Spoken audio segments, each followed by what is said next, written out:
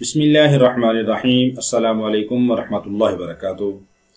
محترم ناظرین، آج کل جادو بہت زیادہ ہو چکا ہے۔ ہر دوسرے چوتھے گھر کے اندر جادو کے اثرات نظر آتے ہیں۔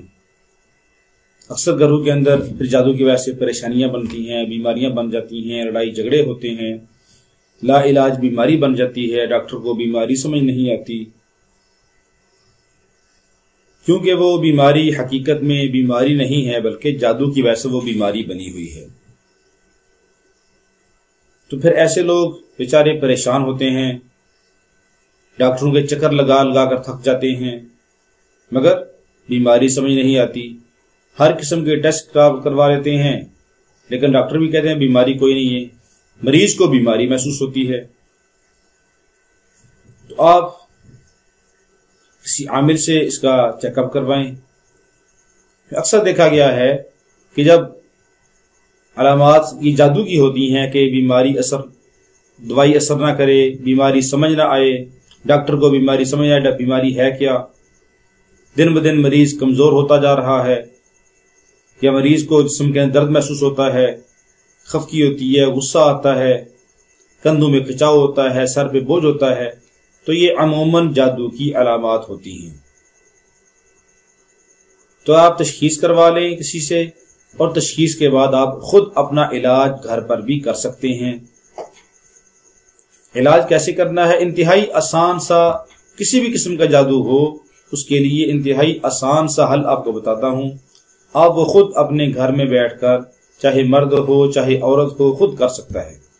انشاءاللہ العزیز چند ہفتوں کے اندر آپ دیکھیں گے کہ جادو کے اثرات بالکل ختم ہو گئے ہیں، اللہ کے فضل سے، اللہ کے حکم سے اور قرآن پاک کی برکت سے۔ انسان کا عقیدہ یقین پختہ ہو اللہ کی ذات کے اوپر کہ نفع نقصان، بیماری صحت اللہ کی طرف سے ہوتا ہے، اللہ رب العالمین ہی میری اس بیماری کو دور کریں گے۔ جب انسان پختہ یقین کے ساتھ عمل کرے گا، اللہ رب العالمین ضرور اس کی بیماری کو، اس کے جادو کے اثرات کو ختم کر دیں گے۔ عمل کیا ہے؟ عمل انتہائی آسان سا ہے، توجہ سے سن لیں کہ آپ نے 14 عدد پتے لینے ہیں بیری کے، 14 عدد بیری کے پتے لیں، لیکن یہ خیال رہے کہ بیری ایسے علاقے کی ہو کہ جہاں پہ اکثر بارشیں ہوتی ہیں، کیونکہ خشک سالی کیا علاقہ جو ہوتا ہے اس کے اندر جو بیریاں ہوتی ہیں ان کے پتے زہریلے ہوتے ہیں اور ان سے نقصان پہنچنے کا خدشہ ہوتا ہے۔ اس لیے اس بات کا خاص طور پہ خیال رکھا جائے کہ ایسے علاقے کی بیری ہو کہ جہاں پہ اکثر بارشیں ہوتی ہیں۔ تو ایسے علاقے کی بیری کے 14 پتے آپ لے لیں، اور اس کے بعد ان پتوں کو آپ ہاون دستہ میں کوٹ لیں، ہاون دستہ کے اندر کوٹ لیں اچھی طرح، جیسے وہ بالکل صفوف بن جائے گی، جیسے آپ چٹنی بناتے ہیں چٹنی کی طرح وہ بالکل کوٹ لیں۔ اور جب کوٹنا ہے تو کوٹتے ہوئے آہستہ آہستہ تھوڑا تھوڑا پانی بیچ میں ڈالتے رہیں، اور جب آپ بیچ میں پانی ڈال رہے ہیں اس دوران آپ سورہ فاتحہ، آیت الکرسی اور آخری چاروں قل، سورہ کافرون، سورہ اخلاص اور سورۃ الفلق اور سورۃ الناس، جنہیں چہار قل کہا جاتا ہے۔ یعنی چہار قل کا مطلب ہے کہ جو 4 سورتیں لفظ قل سے شروع ہوتی ہیں ان کو چہار قل بھی کہا جاتا ہے۔ تو یہ چاروں صورتیں اور آیت الکرسی اور سورہ فاتحہ آپ اس دوران پڑھتے جائیں اور پانی ملاتے جائیں، کم از کم 3 بار لازمی پڑھیں۔ یہ ساری چیزیں سورہ فاتحہ، آیت الکرسی اور چہار قل، یہ 3 بار لازمی پڑھیں۔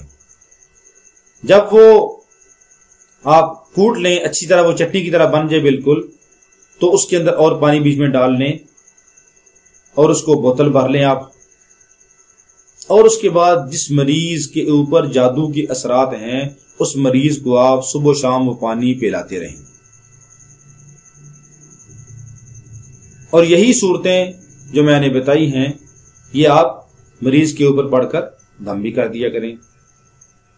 کم از کم آپ 7 دن پلائیں، انشاءاللہ 7 دن کے بعد آپ خود اس کا فرق محسوس کریں گے۔ اگر 7 دن میں ٹھیک ہو جائے تو فابیہا، ورنہ آپ 7 دن اور کر لیں یا 7 دن اور کر لیں، 21 دن کر لیں۔ انشاءاللہ العزیز 2-3 ہفتے کے اندر آپ خود اس کا فرق محسوس کریں گے کہ وہ مریض یہ جو ڈاکٹروں نے لا علاج کر دیا تھا، اس کے اوپر کوئی دوائی اثر نہیں کر رہی تھی، جس کی بیماری کی سمجھ نہیں آ رہی تھی، اللہ رب العالمین نے اپنے کلام پاک کی برکت سے اس کو شفا عطا فرما دی، اور بیماری بھی ختم ہو جائے گی، جادو کے اثرات بھی ختم ہو جائیں گے۔ اللہ رب العالمین ہم سب کا حامی و ناصر ہو، اور ہم سب کو جادو، جنات اور ہر طرح کے شر سے، ہر بیماری سے اللہ رب العالمین ہماری حفاظت فرمائے۔ السلام علیکم ورحمۃ اللہ وبرکاتہ۔